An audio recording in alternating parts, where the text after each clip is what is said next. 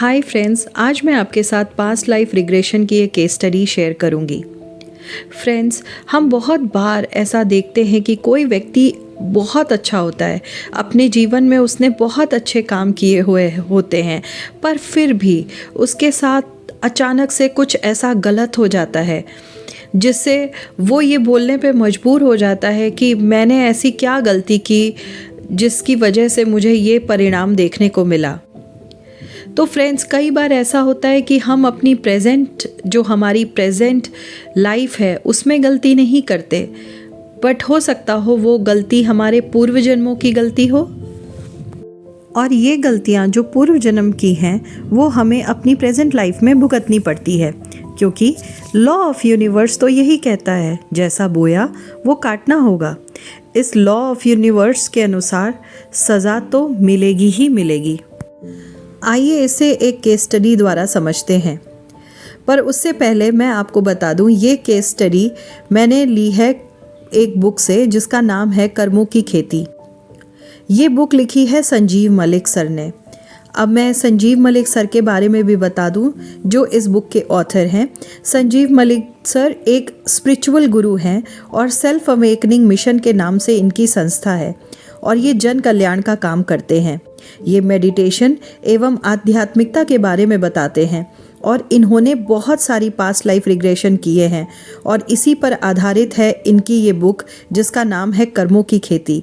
Friends, अगर आपको मौका मिले तो आप ये बुक ज़रूर पढ़िएगा। एक व्यक्ति एक समस्या लेकर आता है। वो बोलता है कि उसका सार्वजनिक अपमान हुआ है।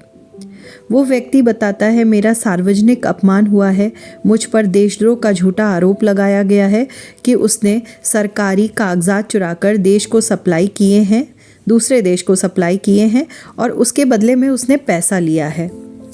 जब इस व्यक्ति का पूर्व जन्म देखा गया तो मालूम पड़ा कि ये अपने पिछले जन्म में राजा का मंत्री था।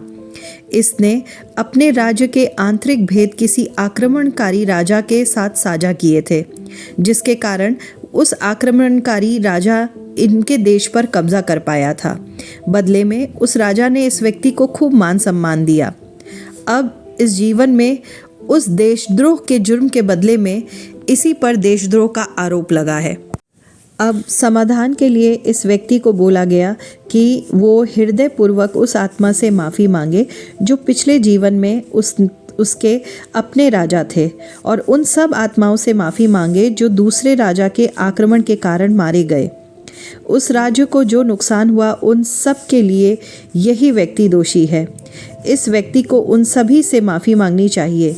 आक्रमण की वजह से जिन्हें नुकसान उठाना पड़ा था, बार बार माफ़ी मांगनी पड़ी थी।